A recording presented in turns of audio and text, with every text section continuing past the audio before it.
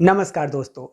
Philosophy यानी दर्शन शास्त्र के पिछले एपिसोड में आपने जाना था कि भाववाद और आत्मवाद क्या होता है। इस एपिसोड में मैं आपसे चर्चा करूंगा इस बारे में कि भौतिकवाद क्या होता है।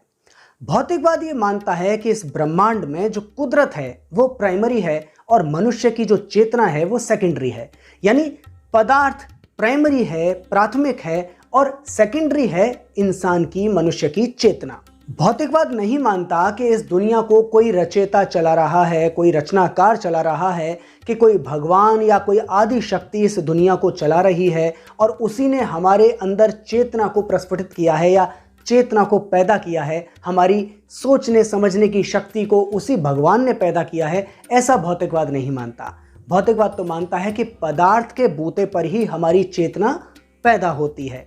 भौतिकवाद भाववाद की तमाम कमियों की आलोचना करता है, लेकिन सिर्फ भाववाद की आलोचना करना ही भौतिकवाद का काम नहीं है। भौतिकवाद मुख्य रूप से कुदरती पदार्थों के बारे में, कुदरत के बारे में तमाम किस्म की जानकारी देता है। एक तरफ जहां भाववादी लोग कहते हैं कि जगत एक मिथ्या है, ये एक माया है और ये बस हमारी सोच है, हमारा ख्वाब है, हमारा ख्याल है, वहीं दूसरी तरफ भौतिकवादी लोग कहते हैं कि ये दुनिया वास्तव में एग्जिस्ट करती है।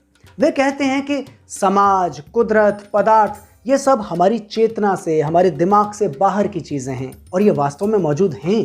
भौतिकवादी लोग कहते हैं कि कुदरत में जो कुछ परिस्थितियां मौजूद होती हैं, तमाम किस्म के जो पदार्थ होते हैं, उनकी स्थितियों के बूते पर ही मनुष्य की चेतना का निर्माण होता है। हमारी सोच बाहरी परिस्थितियों पर निर्भर करती है और किसी न किसी मुकाम पर जाकर हमारी सोच, हमारी चेतना इन बाहरी परिस्थितियों को बदल भी सकती है। दोस्तों, सही बात तो यह है कि आज भी मुझे मार्क्सवाद की बहुत ज़्यादा जानकारी नहीं है।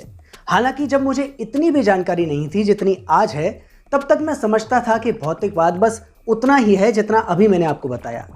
लेकिन बाद में मुझे पता चला कि भौतिकवाद में भी अलग अलग सेक्शंस हैं। मतलब भौतिकवाद भी तमाम प्रकार के हैं, जैसे रीतिवाद, संशयवाद, तत्वमीमांसा, अज्ञेयवाद, न जाने कितने कितने किस्म के भौतिकवाद मौजूद हैं। हालांकि एक बात तय है कि भौतिकवाद की मूल आत्मा, उसका मूल आधार है तार्किक विचार। और अगर इस तार्किक विचार को इस तरह से प्रस्तुत किया जाए कि इसमें कोई दोष न रह जाए, इसमें कोई गलती न रह जाए, तो ये बन जाता है द्वंद्ववाद। द्वंद्ववाद एक ऐसा विचार है जो पदार्थ पर और पदार्थ की स्थिति पर निर्भर करता है। तो अगर किसी मसले से जुड़े हुए या किसी परिस्थिति से जुड़े हुए किसी पदार्थ की सही समझ हासिल करनी हो, तो उसके लिए सबसे बेहतर तरीका है द्वंद्ववादी तरीका। और अगर इसी द्वंद्ववाद को भौतिकवाद पर अप्लाई कर दिया जाए तो सबसे श्रेष्ठतम स्वरूप भौतिकवाद का सामने आता है, जिसे हम कहते हैं द्वंद्वात्मक भौतिकवाद, यानी कि डायलैक्टिकल मटेरियलिज्म।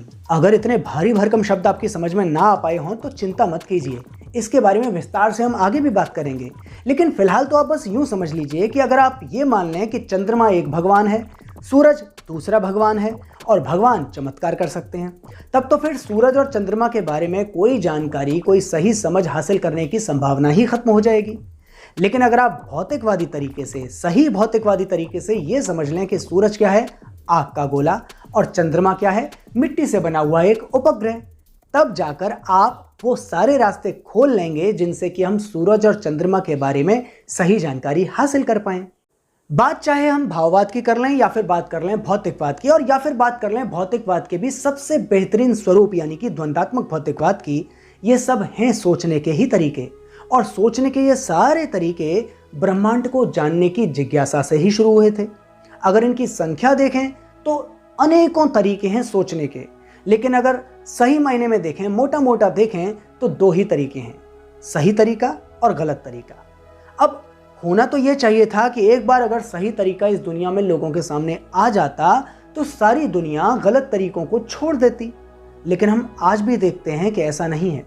दुनिया के अनेकों लोग, बल्कि ज्यादातर लोग, भगवान पर और चमत्कारों पर यकीन करते हैं। अगर आप देखें तो वे मानते हैं कि इस दुनिया को किसी न किसी ने बनाया है और वही इस दुनिया को चला रहा है। आज भी अगर आप देखें, 100 लोगों को अगर हम पकड़ लें तो उनमें से 90 आपको ऐसे मिलेंगे जो ईश्वर के और अवतारों के पूरे कॉन्सेप्ट पर यकीन करते होंगे। यानी ये 90 लोग आत्मवाद पर यकीन करने वाले मिलेंगे। 9 ऐसे मिल जाएंगे जो भाववाद पर यकीन करते होंगे, और कोई एक, 100 में से कोई एक, 1000 में से कोई एक, लाख में से कोई एक ऐसा होगा जो इन सब चीज़ों पर यकीन करने वाला नहीं होगा और सही मायने में वो भौतिकवादी होगा। इंसानी समाज अपनी शुरुआती दिनों से लेकर आज तक अज्ञान से घिरा हुआ है। अज्ञान की बातें सबसे ज्यादा हावी हैं हमारे समाज पर। ऐसा क्यों होता है? इसको जानने के लिए भौतिकवाद के पुराने नए तमाम स्वरूपों को जानने की जरूरत है। हम भौतिकवाद के पुराने खराब स्वरूपों से होते हुए द्वंदात्मक भौतिकवाद तक की समझ का पूरा सफर फिलॉसफी की इस वीडियो सीरीज में तय करेंगे। तो अगर आप वास्तव में दुनिया को जानना और समझना चाहते हैं तो इस चैनल को अगर आपने अब तक सब्सक्राइब नहीं किया है तो सब्सक्राइब कर लें। अगर आपने इस वीडियो को अब तक अपने दोस्तों को नहीं दिखाया है तो दिखा दें, और अगर आपने पिछले वीडियोस को नहीं देखा है तो ज़रूर देख लें।